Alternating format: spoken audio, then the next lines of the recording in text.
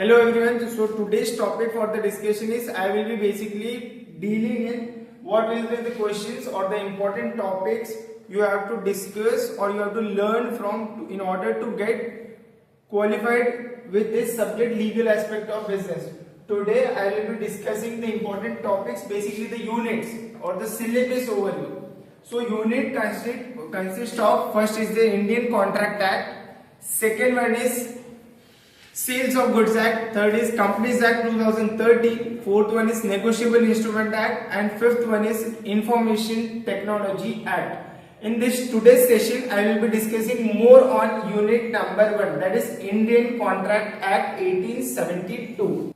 Basically, this is a business law which a day-to-day transaction a businessman has to do. ये contract क्यों आया, basically क्या reasons थे. जैसे कोई बिजनेस ट्रांजैक्शन हुआ, सपोज सप्लायर और एक डीलर के बीच में मैंने कोई गुड्स ऑर्डर किया इन ऑर्डर टू डेवलप और to furnish and finish goods I have purchase the raw material. अब उस रॉ मटेरियल के साथ जो मेरा बिलिंग वाला कंसेप्ट है या प्राइस पेमेंट, वो सारी चीज है इंडियन कॉन्ट्रैक्ट एक्ट. तो इंडियन कॉन्ट्रैक्ट एक्ट क्या, जो बेसिकली दो पर्सन के बीच में एग्रीमेंट होगा जो एनफोर्सेबल बाय लॉ होगा, पार्टीज का इन्वॉल्वमेंट होगा, वो सारी चीजें इंडियन कॉन्ट्रैक्ट एक्ट 1872 में. ये एक्ट कब आया, ये एक्ट बेसिकली आया 1872 में. फर्स्टली ये लॉ पास हुआ बाय ब्रिटिश इंडिया, ब्रिटिशर के टाइम से ये लॉ इन्वॉल्व है. अब ये एक्ट बेसिकली कुछ देखो इंडिया में एक्ट होते हैं जो जम्मू एंड कश्मीर को एप्लीकेबल नहीं है, बट ये कॉन्ट्रैक्ट एक्ट 1872 पूरे इंडिया को कवर करेगा. और ये एक्ट इंप्लीमेंटेशन हुआ है 1 सितंबर 1872 से.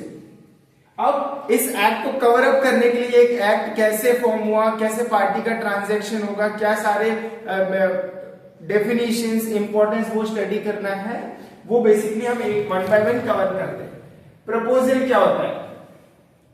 प्रपोजल मतलब ये होता है कि एक पर्सन, एक पार्टी दूसरे को इन्विटेशन देता है किसी भी चीज को परचेज करने के लिए, सेल्स करने के लिए. When one person signifies his another willingness to do or abstain from doing anything with the view of obtaining assent of that other to such act or abstain, he is said to make a proposal. अब जैसे मैंने एक proposal रखा है कि मैं आपको इतने क्वांटिटी का गुड्स डिलीवर करूंगा और इस रेट पे डिलीवर करूंगा, तो ये मेरे दूसरे पार्टी का प्रपोजल था. जो भी रेट फिक्सिंग हुआ, जो भी क्वांटिटी हुआ, किस लोकेशन पे मुझे बेचना है, वो प्रपोजल हुआ. यहाँ पे एक वर्ड हुआ है नॉट टू डू और to abstain from anything. Abstain from anything का मतलब है कुछ ना करने के लिए करना. मैंने जैसे एक इंडिविजुअल को बोला कि आपको एक पर्टिकुलर पार्टी का वोट कास्ट नहीं करना, उसको वोट नहीं डालना है, तो ये मेरा उस पर्सन को प्रपोजल था कि कुछ ना करने का. तो कुछ ना करने का भी एक प्रपोजल था.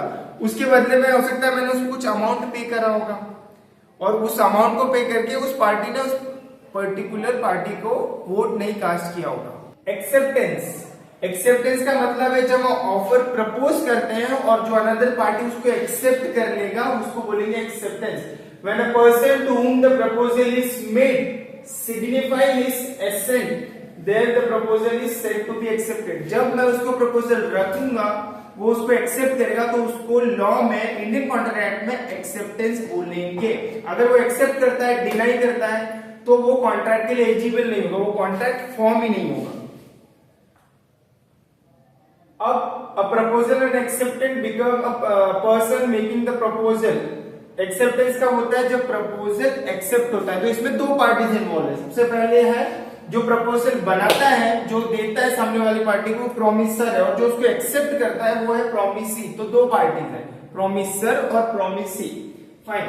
आगे सेक्शन नंबर 2 डील्स करता है एग्रीमेंट. अब एग्रीमेंट दो चीजों से बनता है, ऑफर और एक्सेप्टेंस. देखो यहाँ पे क्लियरली लिखा हुआ है every promise and every set of promise forming the consideration is an agreement. तो एग्रीमेंट में ऐसा हो सकता है कि एक सिंगल प्रॉमिस हो कि मैं तेरे को इतने रेट पे मटेरियल डिलीवर करूंगा इस लोकेशन पे, तो ये बेसिकली एग्रीमेंट हो गया.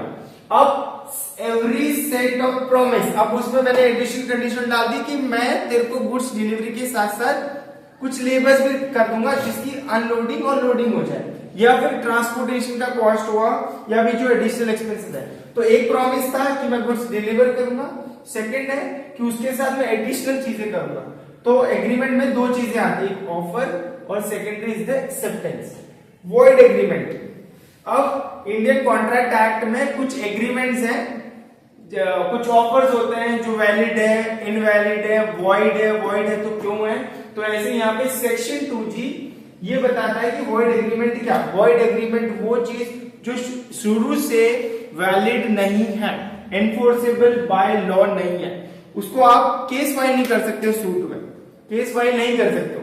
सपोज मैंने कोई एग्रीमेंट करा माइनर के साथ, तो माइनर एक ऐसा पर्सन है जिसने 18 इयर्स का एज अटेन नहीं किया है, तो अगर उसके साथ मैं कोई भी बिजनेस ट्रांजैक्शन करता हूं तो कोर्ट आपको ये बोलेगा कि वो एग्रीमेंट शुरू से वॉइड है। सेकेंड एग्जाम्पल, अगर हमारे किसी नेशन के साथ रिलेशनशिप अच्छे नहीं है, सपोज अभी जैसे वॉर्स चल रहे हैं अलग अलग कंट्रीज में, तो अगर मैं उसके साथ कॉन्ट्रैक्ट करता हूं, इंडियन गवर्नमेंट ने बोल के रखा है कि ऐसे पर्सन के साथ एग्रीमेंट नहीं करना है, तो वो एग्रीमेंट हो जाएगा void agreement. Third example, coercion. अब coercion, undue influence, misrepresentation, आगे है सारी चीजें, ये लॉ का पार्ट है।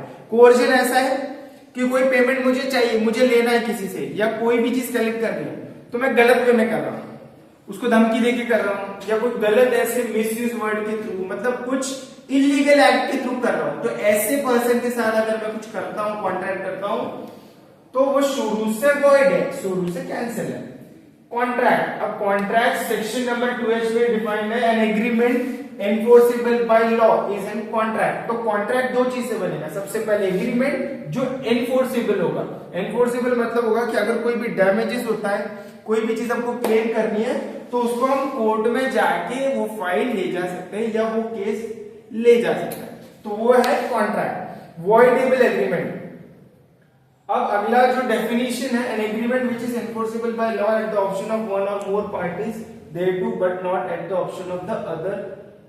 तो वॉइडेबल कॉन्ट्रैक्ट है जो पहले वैलिड होते हैं और फिर बाद में जाके वो वॉइड हो जाते हैं। सपोज एन एग्जांपल, अगर मुझे अभी जैसे विंटर सीजन चल रहा है, तो विंटर सीजन में ये फॉग का जो रीजन है, ये ज्यादा ठंड है, वो सारी चीजें, तो अगर मुझे सपोज जम्मू कश्मीर से मुझे बैट्स मंगवाने, कुछ टूर्नामेंट है, या मैं कोई स्पोर्ट्स अथॉरिटी ऑर्गेनाइजेशन हूं, तो कोई चीज मुझे ऑफर बुलवानी वहां से। अब आपको क्लियरली पता है कि विंटर सीजन में वहां पे प्रॉब्लम होगा, हो सकता है ट्रांसपोर्टेशन का प्रॉब्लम, या फिर कोई और डैमेजेस हो, क्योंकि आपको पता है उस रीजन से आपके एमपी में कोई चीज वहां से डिलीवर नहीं हो सकती, आ नहीं सकती है। तो था तो वो पहले वैलिड जब आपने कॉन्ट्रैक्ट करा। अब विंटर में, अभी जनवरी जैसे चल रहा है, तो जनवरी में कोई चीज आपको मंगवानी है, आपने पहले से कॉन्ट्रैक्ट करके रखा दिसंबर में, पर ऐसा कुछ सडन आ गया वेदर कंडीशन की वजह से या पॉलिटिकल इश्यू की वजह से, पहले वो वैलिड था, जम्मू कश्मीर वाले पर्सन के साथ, पार्टी के साथ कॉन्ट्रैक्ट करना वैलिड था, पर वो जनवरी में आते आते वॉइड हो गया। क्यों हो गया? वेदर कंडीशन की वजह से। वहां से गुड्स जो हम बैट मंगवा रहे हैं वो आपके लोकेशन, अपने एमपी तक वो नहीं आ सकता, तो पहले तो वैलिड थे, बाद में जाके वो वॉइड हो गया। तो वॉइडेबल कॉन्ट्रैक्ट है जो शुरू में वैलिड होता है, बाद में जाके वो वॉइड हो जाता है। उसके बहुत सारे कंडीशन है, टर्म्स है, बट आगे मैं डेफिनेशन की बात कर रहा हूं। अब यहां पे एक वर्ड दिया हुआ है एवरी, अब यहां पे एक स्टेटमेंट दिया हुआ है every agreement contract, know every agreement. एक क्वेश्चन है, एवरी एग्रीमेंट आर कॉन्ट्रैक्ट और ऑल कॉन्ट्रैक्ट्स आर एग्रीमेंट। तो इसका कुछ रीजन से एग्जाम टाइप का क्वेश्चन है, हम इसको केस स्टडी के साथ या फिर एग्जाम्पल के साथ आगे समझेंगे, अगर आगे की स्लाइड्स में क्या चीजें और क्या नहीं।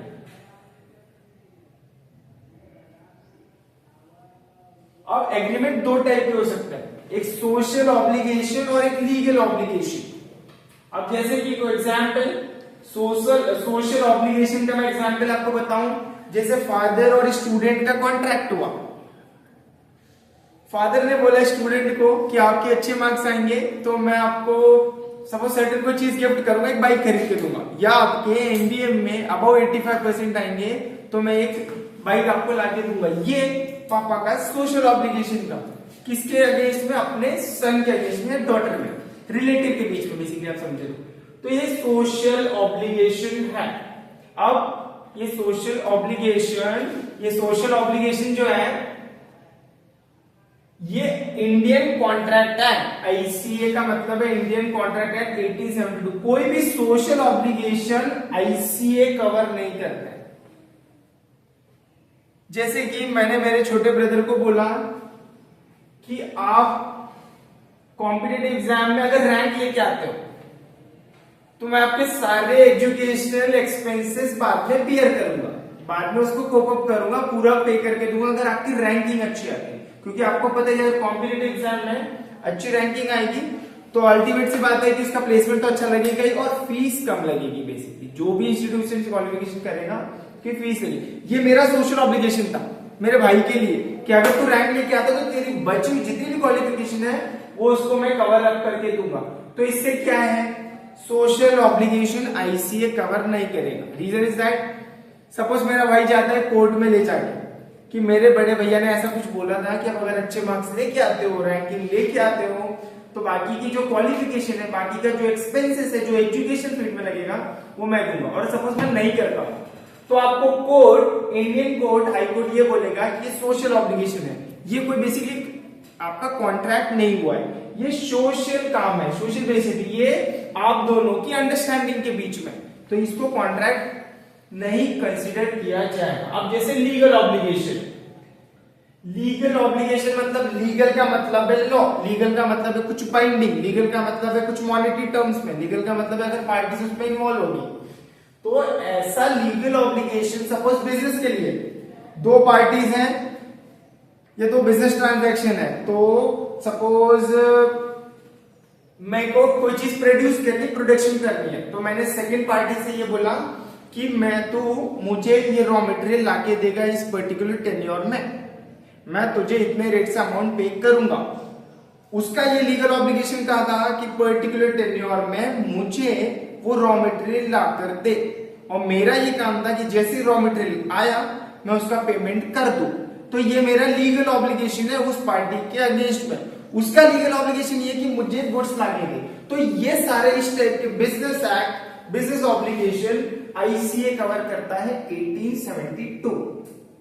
अब देखो यहाँ पे एग्जांपल दिया, social obligation and agreement giving rise to social obligation is not an contract. कोई भी सोशल एक्ट आईसीए 1872 नहीं कवर करेगा।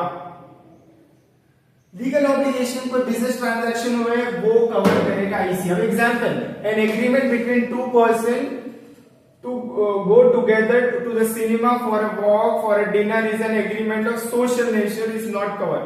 हमने कोई एग्रीमेंट करा दो पार्टीज के बीच में कि आज तुम आज डिनर पे लेके जाएगा, उसका पेमेंट आप करोगे, तो ऐसा कोई है और वो पार्टी नहीं करती है, दोनों को 50-50 पेमेंट करना पड़ता है ड्यूरिंग दैट डिनर, तो वो सोशल ऑब्लिगेशन नहीं कवर होगा। Second example, domestic agreement between husband and wife is also not a contract. कोई डोमेस्टिकल एक्ट हुआ, जैसे घर पे कोई ऐसा एक्ट हुआ कि हस्बैंड ने बोला कि ऐसा कुछ करोगे तो मैं आपको ये गिफ्ट दूंगा, तो ऐसे कोई सोशल एक्ट इसमें कवर नहीं होंगे।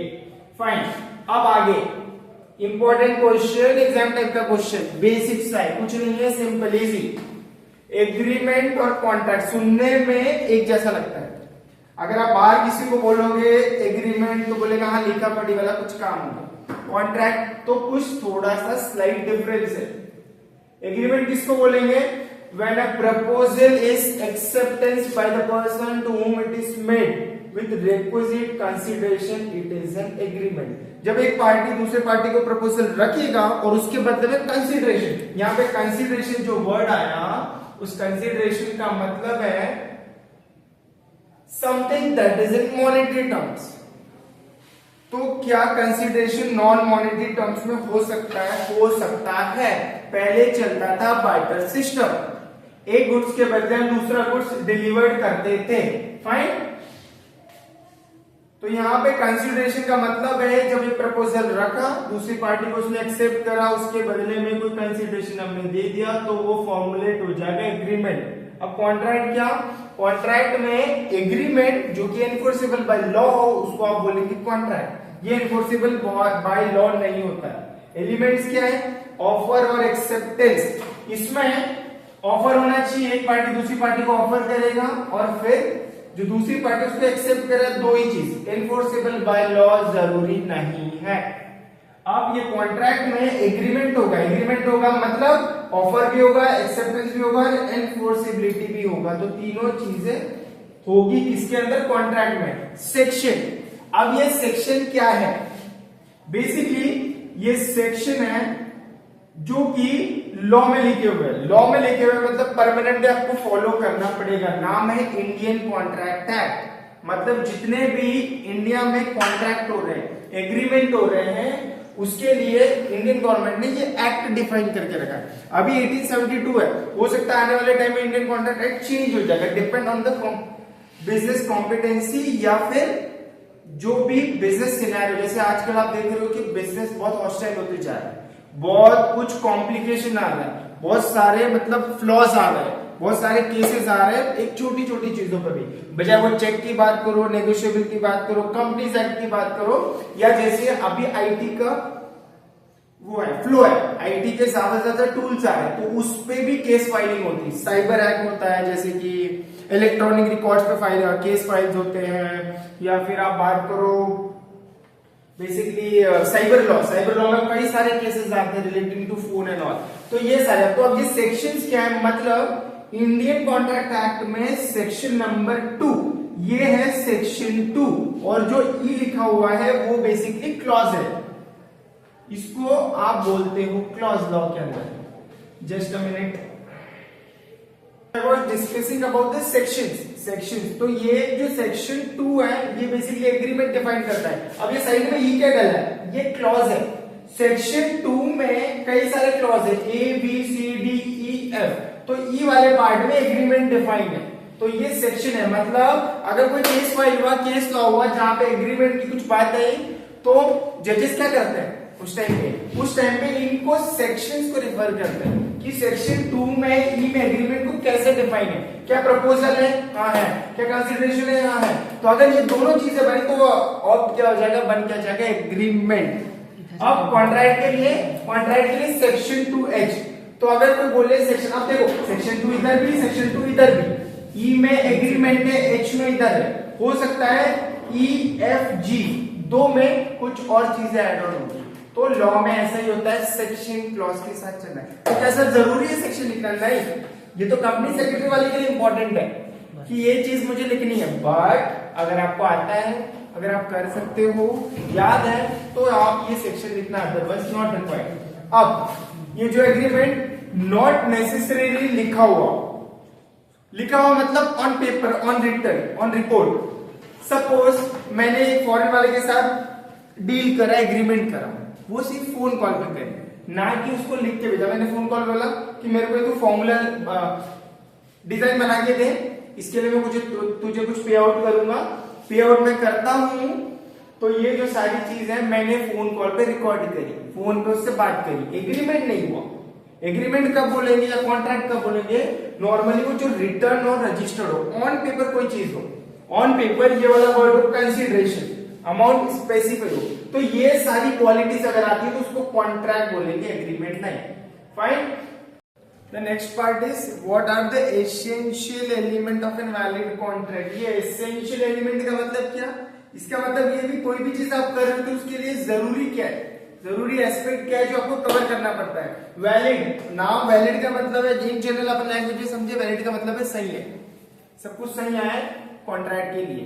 तो वैलिड कॉन्ट्रैक्ट के लिए क्या क्या चीजें मुझे जरूरत है, अब इसके अंदर सेक्शन 10 में मेंशन है, क्या मेंशन है कि एग्रीमेंट होना, फ्री कंसेंट होना, कंपेटेंसी ऑफ द पार्टीज होना, lawful consideration, lawful object not expressly declared to be void. Section 10 में ये कुछ क्लॉज डिफाइन है, पार्टीज का एग्रीमेंट होना, फ्री कंसेंट होना, जैसे मैं अभी थोड़ी देर पहले आपको बता रहा था, कोर्शन, अनडू इन्फ्लुएंस, मिसरिप्रेजेंटेशन या बाय मिस्टेकन। तो अगर ऐसी कुछ चीजें होगी, मैं बाद में डिस्कस करूंगा सारे पॉइंट्स, पर अगर उसमें ये सारी चीजें नहीं होगी तो उसको फ्री कंसेंट बोलेंगे। और ये कोर्शन, अनडू इन्फ्लुएंस, मिसरिप्रेजेंटेशन हुआ तो फ्री कंसेंट नहीं है, वो फ्री कंसेंट से नहीं लिया गया। तो ये सारी चीजें अगर आप करते हो तो वैलिड कॉन्ट्रैक्ट के अंदर नहीं आएगा। कंपिटेंस ऑफ द पार्टी, कौन सी पार्टी उस कॉन्ट्रैक्ट के एलिजिबल है वो मेंशन है लॉफुल ऑब्जेक्ट, किस ऑब्जेक्ट के लिए, किस चीज के लिए आपको बिजनेस ट्रांजैक्शन करने चाहिए, वही है लीगल ऑब्जेक्ट। उसके बाद है not expressly declared to be void, कुछ ऐसे ट्रांजैक्शन है या कुछ ऐसी पार्टी है जिसको लॉ ने शुरू से मना कर रखा है कि वो ऐसे कॉन्ट्रैक्ट में नहीं आ सकते, वैलिड रीजंस में नहीं आ सकते, वैलिड कॉन्ट्रैक्ट में नहीं आ सकते। कुछ चीजें और इंक्लूड है सेक्शन नंबर 10 में, जैसे कि टू पार्टीज होना चाहिए, intention to create legal relationship, legal formality, certainty of meaning, possibility of performance, एक एक चीजें अपन समझते हैं। अब ये सारे पॉइंट्स तो ठीक है, एग्रीमेंट होना, कॉन्ट्रैक्ट होना, एनफोर्सेबल बाय लॉ होना, लॉफुल ऑब्जेक्ट होना। अब कुछ डिटेल में कि और क्या क्या चीजें अपार्ट फ्रॉम दिस और क्या क्या चीजें लगेंगी। टू पार्टी, भाई ऑफर करना है, कॉन्ट्रैक्ट करना है, तो दो पार्टी तो एसेंशियल है। दो पार्टीज क्या, एक पार्टी एक्सेप्टर जो एक्सेप्ट करेगी चीजों को, दूसरी पार्टी जो चीज एक्सेप्ट कर रहा है उसके बदले में पे करेगी। जैसे सप्लायर है, सप्लायर ने रॉ मटेरियल आपको दिया तो आपने उसको रिसीव करा, और दूसरी पार्टी क्या, जो दूसरा एसेंस क्या है कि आपने कोई चीज पे करी उसके बदले में, प्रोमिसर और प्रोमिसी। तो एक कॉन्ट्रैक्ट के लिए दो पार्टी होना जरूरी है। क्या सिंगल पार्टी कर सकता है? नहीं, मैंने माल खरीदा और मैंने इसका पेमेंट कर दी तो ट्रांजैक्शन हुआ ही क्या, वो तो खुद ही खुद पे वो सब सारी चीजें हो गई है। नो, तो इसीलिए पार्टीज होना कॉन्ट्रैक्ट में जरूरी है। वो भी क्या, दो। तो क्या सर दो से ज्यादा हो सकती है? हाँ हो सकती है, तीन पार्टीज हो सकती है। एक ही ट्रांजैक्शन में चार लोग मिलेंगे, जैसे हम एजेंसी के थ्रू कॉन्ट्रैक्ट करवाते हैं, या contract of indemnity, contract of payment, ये सारे कंसेप्ट से आपको आ गया। अभी नहीं, अभी तो हम बेसिक्स पढ़ रहे हैं कॉन्ट्रैक्ट एक्ट, बिजनेस लॉ का ABC। तो ये two parties, offer, there shall be offer और प्रपोजल बाय वन पार्टी। भाई एक पार्टी जब ऑफर करेगा वो दूसरा ही तो उसको एक्सेप्ट करेगा। जब तक आप प्रपोजल नहीं रखोगे तो उसको कैसे आप एक्सेप्ट करोगे? तो प्रपोजल ऑफर वाला कंसेप्ट होना जरूरी है। एक्सेप्टेंस, ऑफर में should be accepted by other party.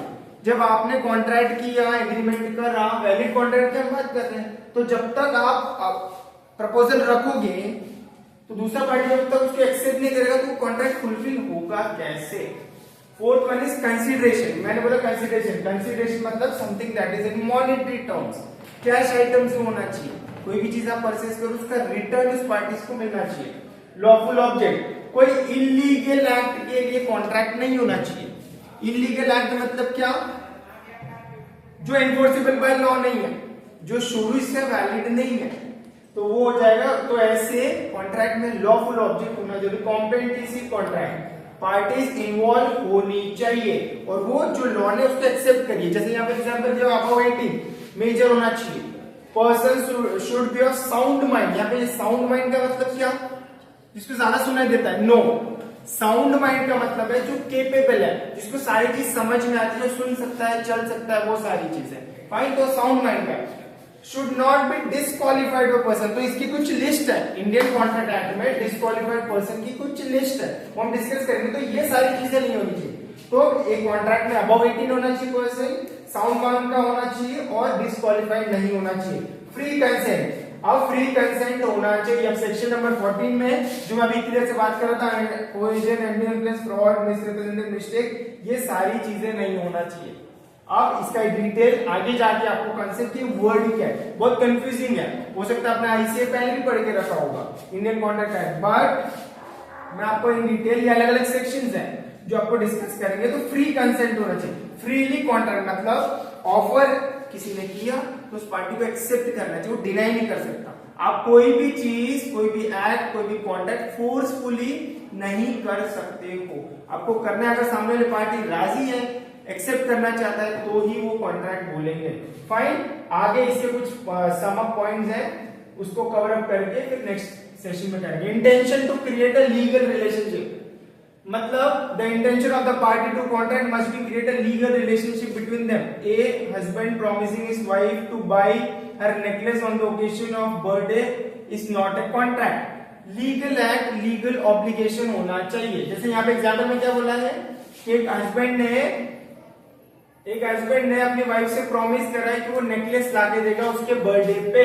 ये लीगल रिलेशनशिप नहीं है, ये तो सोशल ऑब्लिगेशन है कि अगर वो वाइफ का बर्थडे है तो मैं आपको कोई गिफ्ट लाके दूंगा, ऐसा ये हस्बैंड ने वाइफ को प्रॉमिस करा। लीगल रिलेशन, लीगल बाइंडिंग होनी चाहिए, लीगल ट्रांजैक्शन होना चाहिए basically. Possibility of the performance, possible होना चाहिए। क्या आप जैसे पर्टिकुलर रेनी सीजन में कोई ऐसा, जैसे मैं अभी थोड़ी देर पहले एग्जांपल बता रहा था, जैसे अभी एग्जांपल दिया हुआ है, A promises to B to bring rainfall through magic, such agreement cannot be enforced। A ने प्रॉमिस करा कि तू मुझे अभी विंटर सीजन में कोई रेनफॉल ला के दिखा, ये तो मैजिकल हुआ, ये भी परफॉर्म नहीं कर सकता, इनकेपेबल है। तो पॉसिबल होना चाहिए परफॉर्म करने के लिए, जिस लोकेशन में जिस एरिया में कर रहा है वो पॉसिबिलिटी होनी चाहिए, लीगल फॉर्मेलिटी होना चाहिए, मतलब ऑन पेपर ऑन रिटर्न सारी चीज होना चाहिए।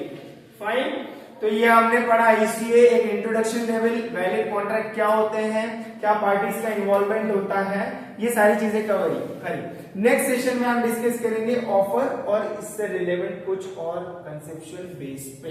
Fine, thank you so much.